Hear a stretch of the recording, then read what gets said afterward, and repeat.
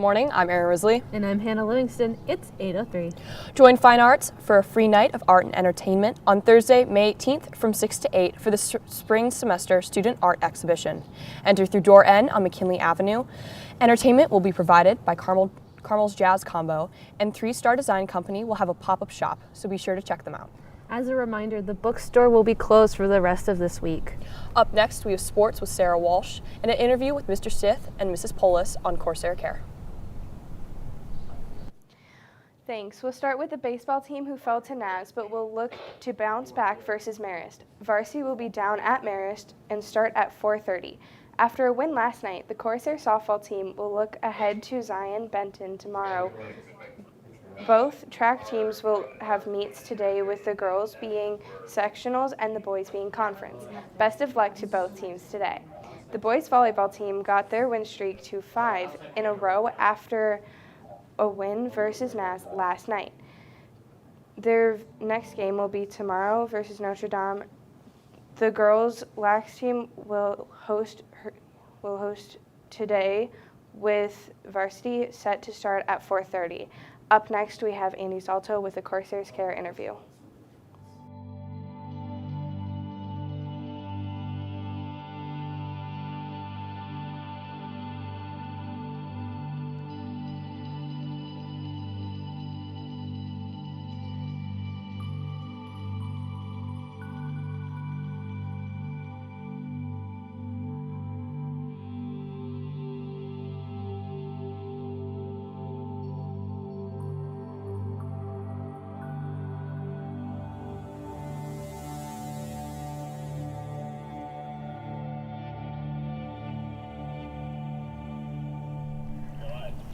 Hello, my name is Andy Salto, joined today by Mrs. Polis and Mr. Stith to talk about how Carmel is involved with FMSC for Corsair's Care. So we have a big day coming on Friday with Corsair's Care, and I know that we're helping out FMSC, but can you tell us why Carmel is helping out FMSC specifically, and how did this relationship start? Well, we've been doing Walkathon for 43 years. This is our 44th year, and we really wanted to kind of reinvent what our model was and make sure that we were more mission aligned and it resonated with our students. We had some friends of Carmel that had reached out to be able to help us bond that relationship with Feed My Starving Children. A lot of our students participate in their fundraisers. They've been around since 1987, and as part of our mission, we wanted to kind of expand our global reach. And so Feed My Starving Children has done 1.5 billion meals. They're in over 100 countries. So we felt that it was really a good organization to partner with. How is Carmel helping out FMSC? So on Friday, we are going to be packing 171,000 manna packs, which is what this looks like. We'll have teams of 14 students at each station, and we will be packing by class for about an hour each. And 171,000 meals will go a long way, and they'll be shipped out all over the world. So we're really excited about that. Can you explain how we'll be packing the food after the walk?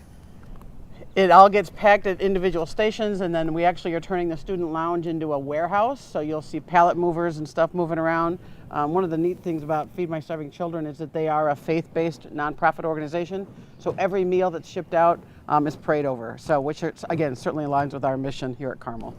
Are there any more things that the students should be aware of this upcoming event? Yeah, I'll chime in on that one if you don't mind. This is a really important event. It's not just a fundraiser, but this is a part of the education. As an alum myself, this is something that I hold near and dear to my heart. It's we're called to be the hands and feet of Christ in the world, and there's no better way to do it than through this service work that we're going to be performing on Friday. And it's important for students here today to realize that this is just the beginning, that they're called to do more. They're called to find and respond to the needs in their local community, in their state community, national community, and clearly in this situation, the global community. So looking forward, Corsairs stepped up to help fundraise. Now Corsairs need to step up and help pack some meals for the world. Thank you for joining us. Up next, we have Philip with his tech tips. Hello, my name is Philip Kruglov, and I'm here to talk about some major tech news. First of all, a major cyber espionage operation was just taken down by the FBI. The operation involved malicious software called Snake that was used by a Russian intelligence agency, the FSB, to spy on the United States and its allies for nearly 20 years. The snake malware infected hundreds of computers in at least 50 countries, stealing sensitive documents from NATO members, journalists, and other targets. The FBI used a court-approved tool called Perseus to disable the snake malware on compromised computers and stop the data from being sent back to Russia. This was a significant blow to one of Russia's most sophisticated cyber espionage tools. Next, there's another FBI operation that targeted 14 websites that offered DDoS for hire services. These services allowed customers to pay a fee to launch a powerful distributed denial of service attacks against any website or network they wanted to disrupt or change or damage. DDoS involved flooding a target with so much traffic that it became overloaded and inaccessible. The FBI seized the domains of these services and even charged 6 men with computer crimes related to their alleged ownership of these services. The services had launched millions of DDoS attacks and had tens of thousands of registered users. The FBI has said that this crackdown will have a significant impact on this burgeoning criminal industry and will strengthen the collective defenses against malicious cyber actors. Another thing that you should also be aware is of random cables. These random cables can now install malware and give access to hackers remotely. These cables are called OMG cables, and they are made by a man called Mike Grover. According to him, and I quote, "These cables are not as effective as getting in over the phone or over email, as it is more effective that way." These cables are also pretty expensive, coming in over $100. Finally, a new standard that was proposed by Apple and Google to prevent people from using AirTags to track people is beginning to form. So an AirTag is a small device that can be attached to items like keys or wallets and can be located using Apple's Find My app on iOS devices. However, there have been concerns that AirTags could also be used for stalking by secretly placing it in someone's belongings and tracking their movements. Apple and Google have said that they have submitted a draft speculation that will allow Bluetooth location tracking devices to be compatible with unauthorized tracking detection and alerts across iOS and Android platforms. This means that both iPhones and Android devices will be able to detect and warn users about unwanted trackers nearby.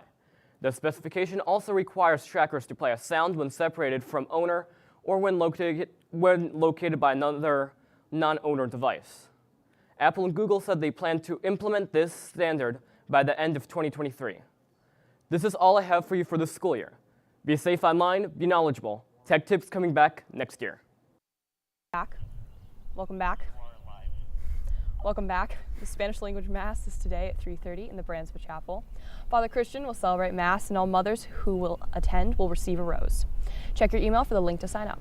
The Carmel Catholic Orchesis Dance Company presents Groove on Friday, May 19th and Saturday, May 20th at 7 p.m. in the auditorium. The concert will feature a variety of student and professionally done choreographed works. Come out to support the dancers.